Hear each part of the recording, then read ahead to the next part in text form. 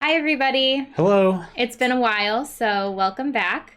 Today, we're going to get right into it and talk about subscription services that we use, why we like them, and why we keep them around, as well as some others that we have unsubscribed to that we just don't think are worth it. First one we want to talk about is a subscription that I purchased for you. Was it for Christmas one year or your birthday? Either way, they're 2 days apart. But it's Quip.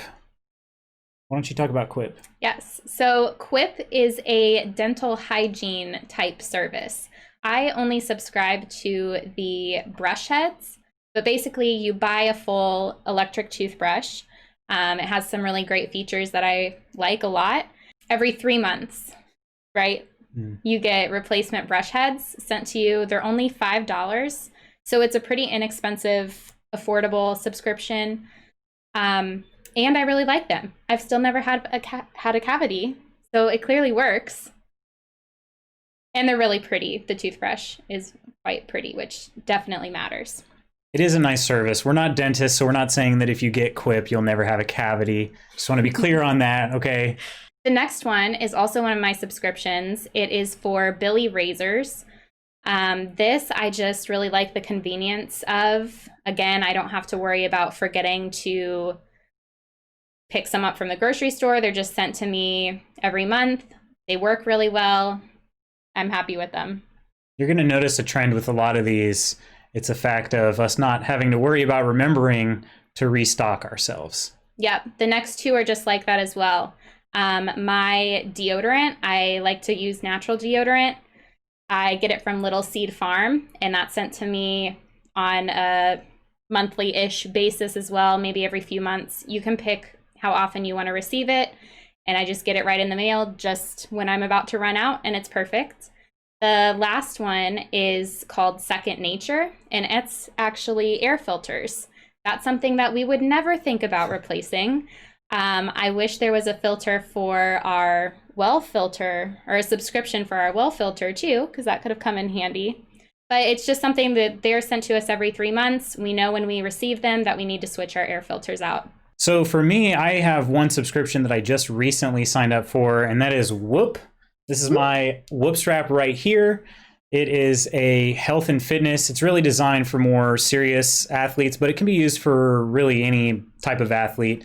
And what it does, it's a 24/7 activity tracker, mainly focusing on your sleep, your recovery, and your strain that you go through during workouts. And what it does is it calculates out how big of a workout it thinks you can handle for any particular day, and how recovered you are based on how difficult the workout was and how much sleep you got. So it's been really great. I haven't actually got back into training yet just due to COVID. I don't know when I'm going to be able to race again, but I know it's going to be huge for my training when I do get back into it. And it's already been really interesting in the last just over a month of having it to look at some of the data that I've collected so far. So the next sort of category is streaming services. We actually appreciate getting to save money by sharing some services with family members. So we have Netflix, which we share with my parents. We have Hulu, which we share with my younger brother, and Disney Plus, which we share with our older brother. So those are all really nice. It's a great way to go in with a other couple or family or friend or something and save some extra cash while you still get access to everything that we watch. We don't watch TV too much on the actual TV. But we also subscribe ourselves to Amazon Prime, which of course includes Prime Video streaming, but also the shipping benefits, the ebook, Kindle kind of benefits, and Amazon Music. We choose to subscribe also to the unlimited music. So that would be on top of the regular Prime, but we recommend that as well. We assume if you're watching, you're probably like the 98% of the world and are already subscribed to Amazon Prime. If you aren't, it's just such a great deal. It's hard to pass up because of the different entertainment options, but also the shipping, and it's difficult. It pays for itself very quickly in my mind.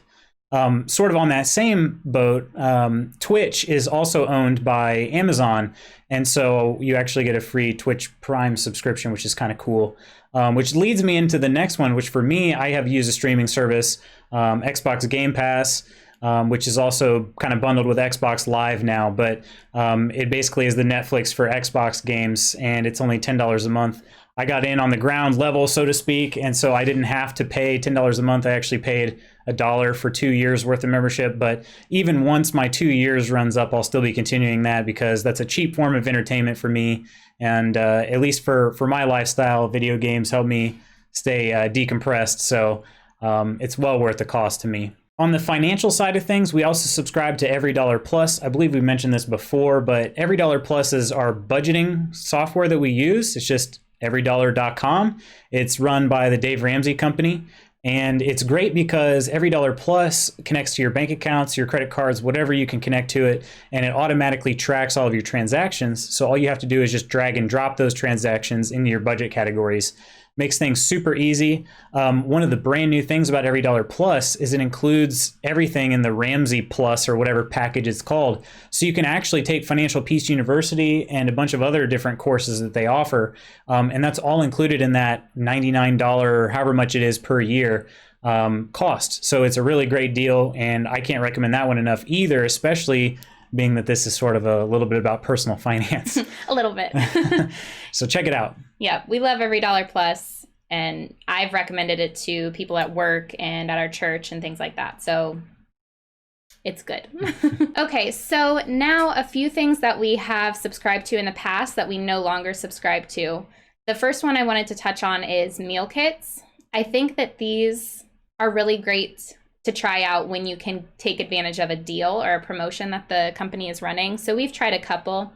The most recently was Sunbasket, and we really liked it. It might be something that we do in the future once we are out of debt.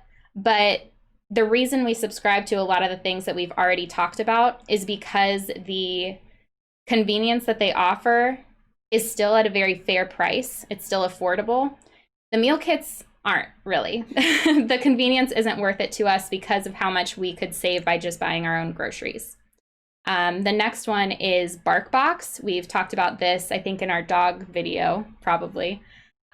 We also really enjoyed BarkBox. The dogs obviously did, but our dog bills have just been getting higher and higher, and so we needed to save a little bit of extra money, and we decided to not renew the subscription to that one, and we'll just pick up some toys and treats on our own. The last one is Grove.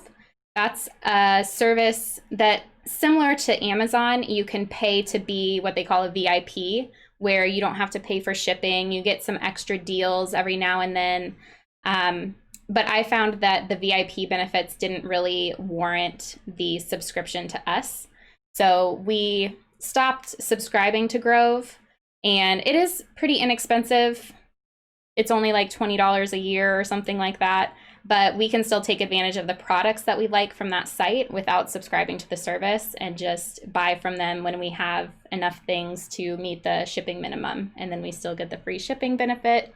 And that's it. All right. So those are some of the services that we use currently or ones that we've used in the very recent past. Also, if you have any questions on the services that we mentioned, I know we didn't go into a ton of detail on all of them or on the costs, feel free to reach out to, also comment or send us a message. We'd be happy to share any referral codes or discounts that we have. If you have any great services that you know of that we don't, would you please let us know by commenting or sending us a message? We'd love to hear. We're always looking for services, and we kind of do a cost analysis sort of light on these every so often. And so we'll be reevaluating a lot of these in the upcoming year. But for now, I want to talk a little bit about our update. So let me give that real quick. All right, it is time for the October update. So because I had mentioned that we refinanced our earnest loans once again, our minimum payment is $0 because we actually didn't owe a payment this month. We didn't owe one until the middle of November.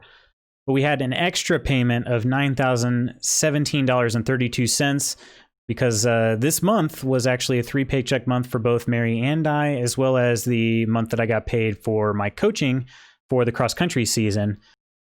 This brings our October total to $9,017.32 and our 2020 total up to $52,308.78.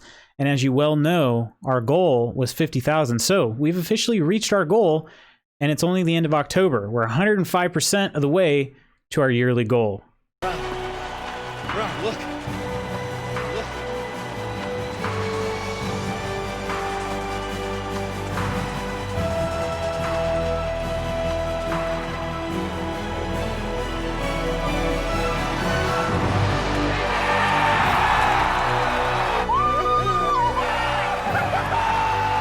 All right, so by watching that recap of last month, you will know that we actually achieved our $50,000 goal for the year by the end of October. So, Woo!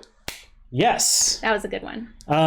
We're super excited about this for a number of reasons, but the main thing I think is just because, as we talked about in our 6-month episode, we're just looking forward to getting this. It's just feeling like a little bit of burden comes off our shoulders every month. And hitting the first milestone is just really big because, for one, it tells us that this is sustainable for us and we can keep going. Partly because neither of us actually really took on any additional income this year. We were kind of considering doing some freelance type work, but neither of us ended up doing that this year. So we were able to do what we did just really by cutting our costs as opposed to increasing our income. Furthermore, obviously that brings our 2.5-year timeline into question as far as, can we shorten that even?